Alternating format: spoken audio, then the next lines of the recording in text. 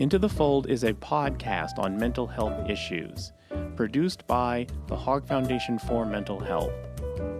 I'm your host, Ike Evans.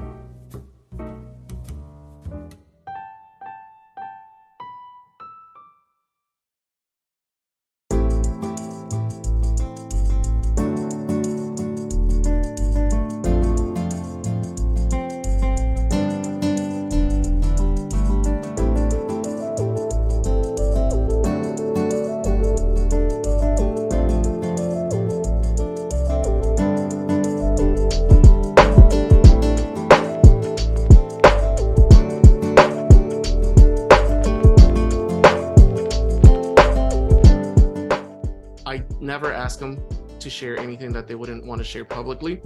And I know, I can't confirm, but I know a lot of them, fall somewhere on the LGBTQ plus spectrum. Some of them have told me that they are. And for them, they like going into my classroom because they see representation. They see the rainbow flag and they'll see, love is love. And I've always been a strong advocate of mental health and for my students, because I grew up not knowing what anxiety was, not knowing what, whether these things were normal or not. So I just want to make sure, I'm not there to teach them anything that they don't already know. I'm just there to, show them that I love them and I support them.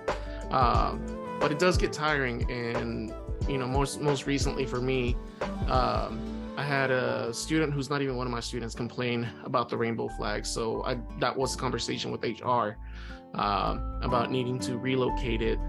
And I did make the case. I understand that there's a student who doesn't appreciate it, but at the same time, I have over a dozen letters from my students telling me thank you. I feel loved in your classroom. I feel seen. I feel heard. I don't know. One word to summarize all of this would be just, it's exhausting, trying to keep up with what are they trying to do now, or what are they trying to get us to do, to essentially trying to make us scare our kids into going back into the closet. For me, I've been very lucky to have very supportive parents.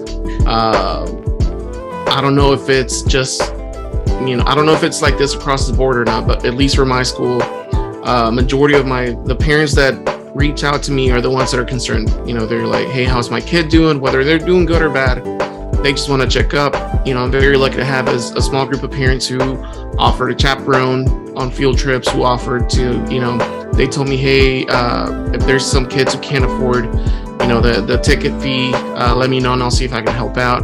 So for me personally, it's been very supportive. I've only, in my 3 years that I've been teaching there, I've only had 2 complaints. One, the recent one was about the pride flag, which wasn't even one of my students.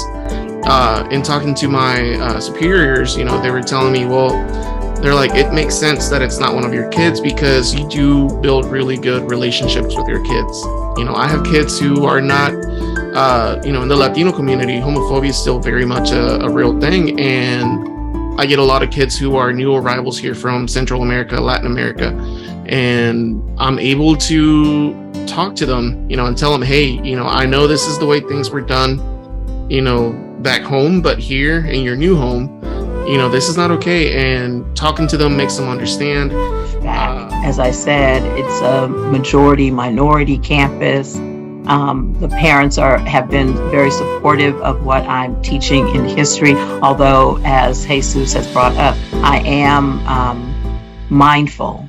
Not that I'm trying to be cautious, but I am mindful about how I talk about maybe more conservative things that might not be comfortable for me, as I'm a little bit more liberal, but I kind of temper how I talk about that so that no one could say, oh, well, she's to the left and she's a liberal, or she's to the right and she's conservative. She doesn't like this person because of their views. I try to kind of keep it real mild, but that again can be a stressor because it's like, I still have to tell the truth, as all teachers do. We just wait for that time, that one time where you might say something that is very benign and someone takes it in a different way. It could be, like Jesus said, a student outside the hallway who might not be privy or who is not privy to the entire conversation or what the lesson of the day is in your classroom, but then they go and say something. Well, the first thing that I would tell anyone setting policy is to listen to the teachers. Yes, listening to parents is just as important, but listen to the people who are in the classroom. Listen to the people who are in the school, because what the parent might be getting is totally out of context and in a vacuum. And if they have certain political leanings, they might take it one way or the other. So my caution to policymakers is to listen to teachers. I know that we are a much maligned group for whatever reason. I know at one point in time in the history of this country, teachers were looked up to and supported and very much respected by policymakers. And I'm not sure when the change began, but it would do them well to listen to teachers